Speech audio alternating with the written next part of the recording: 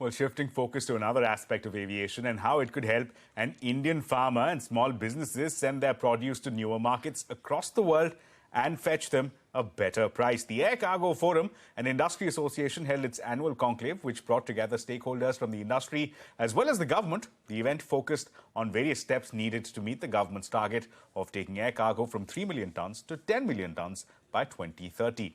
Madeeha has filed this report. Take a look.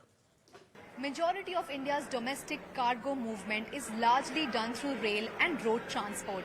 But ever since e-commerce made ways into Indian households, the demand for exotic foods, footwear, clothing and electronics, among other items, have seen an exponential surge.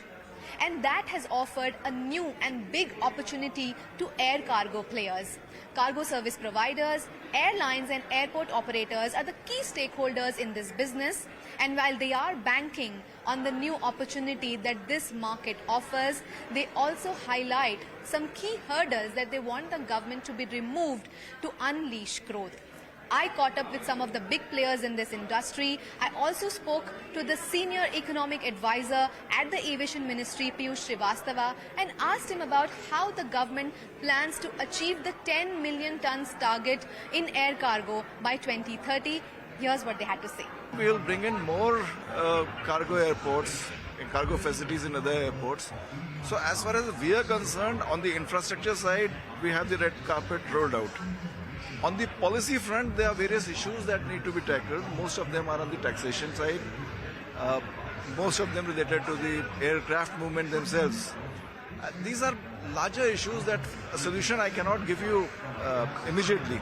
But it's work in progress, and I don't think there's a problem in terms of demand for the cargo movement.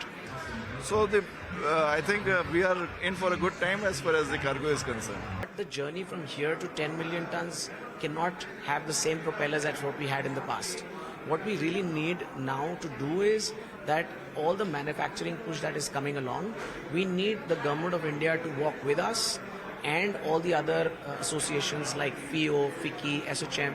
We want all of us to make a collaborative effort to go to the absolute down the line MSME sector, tell them the real benefits of cargo.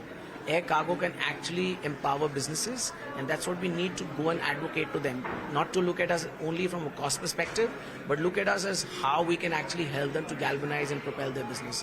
Look at newer markets, the markets that they've probably never touched before. Today, e-commerce logistics is helping e-commerce sector, or that small little cobbler sitting somewhere in Agra wanting to sell a shoe in UK. That thing is possible on the back of e-commerce, and e-commerce is absolutely riding that on the back of air cargo. E-commerce is another global growth driver which is very significant in terms of driving the industry forward. And what's interesting to note is that I think that in India, or in fact in most countries, we talk about e-commerce as an inbound activity, whereas here I think you have not only the inbound opportunities but outbound. The world wants to have what India makes. And I think that's something which is very positive going forward, is that you are not just a consuming nation, but you're also producing and exporting. So I think that bodes extremely well going forward, particularly when you see that Asia is going to be the center of growth for e-commerce as well as many other items. Hyderabad airport, from where I'm coming now, we already have one terminal which is about having the capacity of 150,000 tons. But currently we are setting up a second cargo terminal, as well as the existing one is being expanded. So by the time we are completing the expansion, we should be able to handle 350,000 tons. Currently, we hardly handle 1% of the cargo volume through air. And even if that figure goes to 2%, the amount of cargo we handle is double based on today's volume.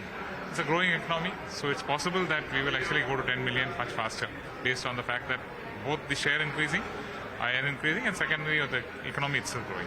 So when you talk about competing with the international airlines, what Indian airlines really need is an ease of the regulatory framework. So I'll give you an example. If an airline wants to connect their cargo from one of the second-tier cities like Hyderabad or Bangalore through their hub, which could be in Delhi or Bombay, there is a whole regulatory framework where you need to deunitize the cargo, rescreen it, unitize it again.